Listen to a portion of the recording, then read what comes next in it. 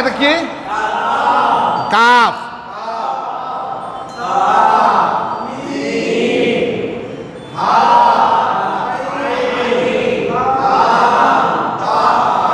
হ্যাঁ, আরেকবার বলবেন।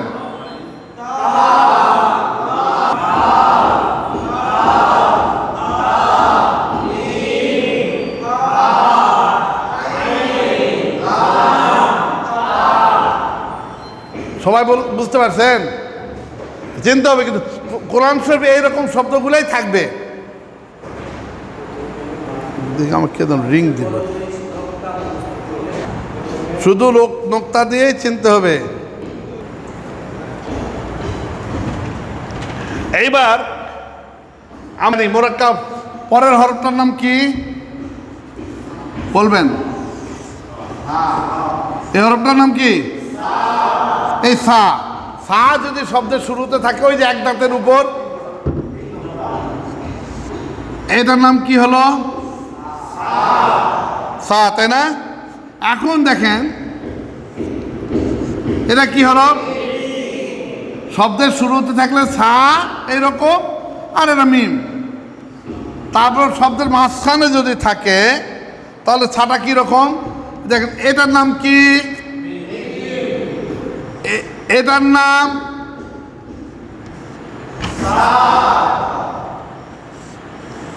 নাম তার মিম সা লাম। আর শব্দের যদি শেষে হয় তাহলে দেখেন একটু খেয়াল করবেন,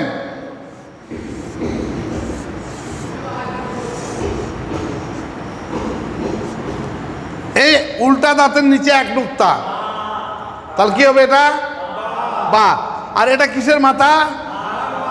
হ্যাঁ, সা। শব্দের প্রথম সা, শব্দের মাঝখানে সা, শব্দের শেষে সা। তাহলে এটা সা, এটাও সা, এটাও সা। আর এখানে উল্টা দাঁত দেওয়ার কারণ হলো যে মাঝে মধ্যে কারণে উল্টা দাঁত আসবে, জন্য উল্টা দাঁতের নিচে এক নুক্তা দিয়ে এখানে বা করা হয়েছে। এইবার আমরা জানি আমরা কি বা তা সা। এবার পরের হরফটার নাম কি? জিম, তাই না? তা জিম যদি হয়, তা জিম শব্দের শুরুতে যদি হয় তাহলে দেখেন বলতে এটার নাম কি? হার মাথার নিচে এক নুক্তা দিয়ে জিম। এটা কিসের মাথা? এটা কি? লাম।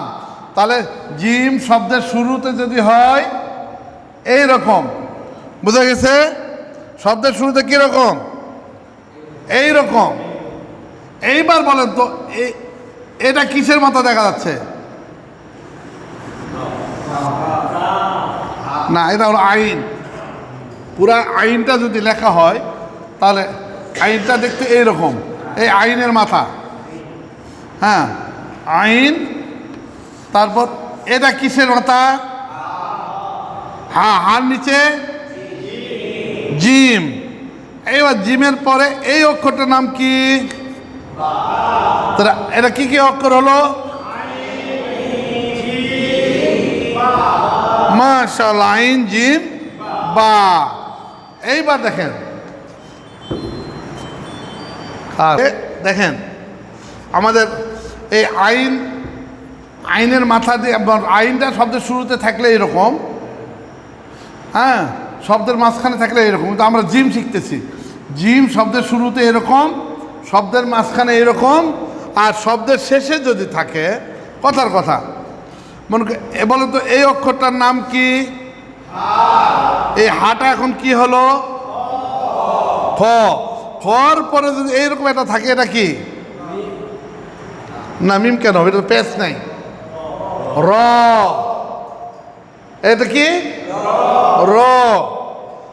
আর শব্দের শেষে যদি হয় তাহলে এইরকম গোটাটাও থাকে, অথবা এইরকম পর্যন্ত থাকবে জিম। এই র থাকার কারণে দেখেন এখানে জোড়া লাগেনি। র কিন্তু ওই মোরাক্কাব হরফ নয়, গায়রে মোরাক্কাব। হ্যাঁ 7 হরফে 1 হরফ, এর এর বাম পাশে কোনো হরফ জোড়া লাগবে না, কিন্তু এই শেষে হলে জিমটা এইরকম হবে, শেষে হলে জিমটা এইরকম হবে। তাহলে এবার হাত রাখলে সবাই বলবেন, বলেন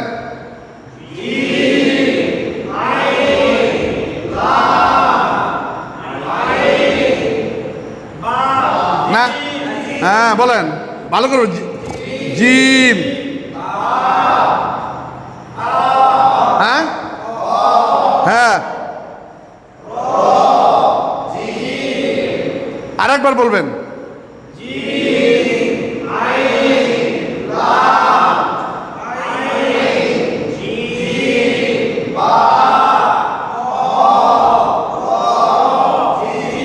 বাস এই 4 লাইন থাকলো। আপনাদের এর বইয়ে 12 পৃষ্ঠার 2 লাইন পড়া হলো, 12 পৃষ্ঠার 2 লাইন, প্রথম লাইন ও দ্বিতীয় লাইন পড়া হলো। এখন একটু আপনাদেরকে আমি টেস্ট করতে চাই যে আপনারা বলতে পারেন কিনা। আমার বিশ্বাস সকলেই পারবেন ইনশাআল্লাহ। একটু সকলেই সমস্যারে বলবেন,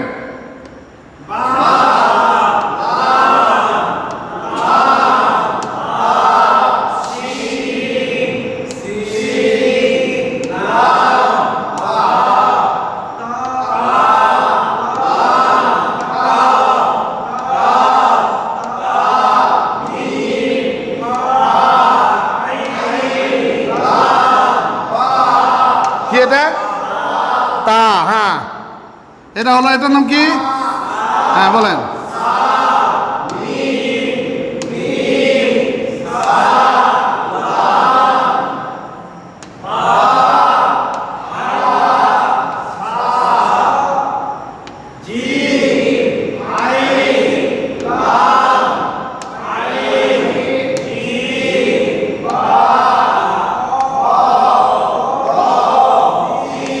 মাশাআল্লাহ। এইবার দেখি একটু 2-1জনকে মানে আলাদাভাবে ধরি। হ্যাঁ সোবান মুন্সি, হ্যাঁ তা, লাম, কাফ, কাফ, তা, মিম, হা, আইন, লাম, তা। সকলে জোরে বলেন মারহাবা, খুব সুন্দর পারিছে। এইবার আব্দুল, হ্যাঁ রহিমউদ্দিন, হ্যাঁ সুন্দর আছে, হ্যাঁ লাম, আরো বলুক, বলুক, হ্যাঁ হ্যাঁ ভালো, হ্যাঁ এই তো জোরে বলতে কোনো ভয় নাই, আলহামদুলিল্লাহ। হ্যাঁ এইবার একটু আপনি বলবেন, মিম আর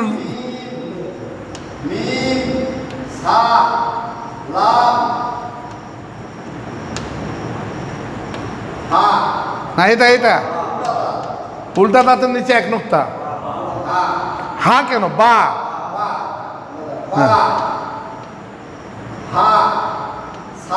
হ্যাঁ এটা খেয়াল করবেন, মানে উল্টা দাঁত বা সিধা দাঁত, এর নিচে হলে 1 নুক্তা হলে বা, 2 নুক্তা হলে ইয়া, উপরে 1 নুক্তা হলে নুন, 2 নুক্তা হলে তা, 3 নুক্তা হলে সা।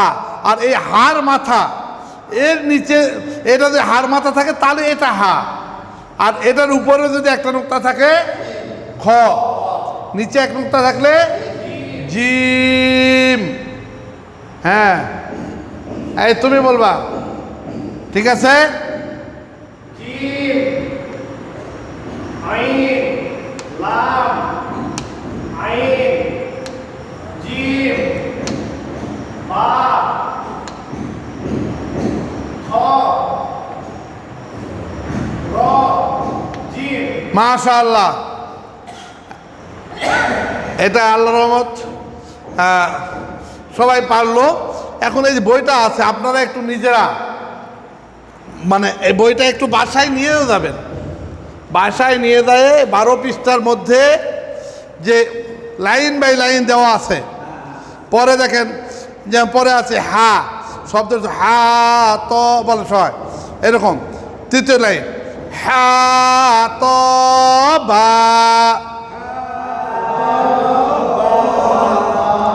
সিন হা বা এখান থেকে প্রথম সদের মাথা দেয়া আছে হ্যাঁ সদ লাম হা তারপরে খ শব্দের শুরুতে খ লাম ফা এই যে উল্টা দাঁতের নিচে এক নোক্তা দে বা খ লাম সিন লাম খ তারপর সিন মিম আইন এই সিনের পর নিচে পেঁয়াজ দিয়ে এটা হলো মিম পরে যেটা আর একটা উপরে চ্যাপ্টা মাথা দেওয়া আছে ওটা হলো আইন মনে রাখতে হবে তারপর মিম সিন জিম দাল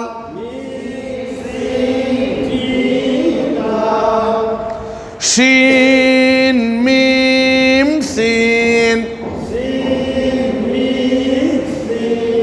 তারপর শিন র আইন বা শিন র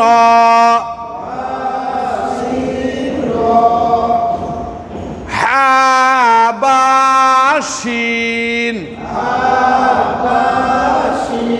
এইভাবে একবারে শেষ পর্যন্ত এই যে খ ত ইয়া এই পর্যন্ত আপনারা একটু হরফগুলো একটু নিজেরা পড়বেন পড়ার চেষ্টা করুন যারা বুঝবেন না আগামীকালকে ইনশাল্লাহ বুঝুন এটা কি কি অক্ষর আমাকে বলবেন সবাই মিলে সেটা আমরা শিখবো ইনশাআল্লাহ মানে যেটা আপনারা বুঝতে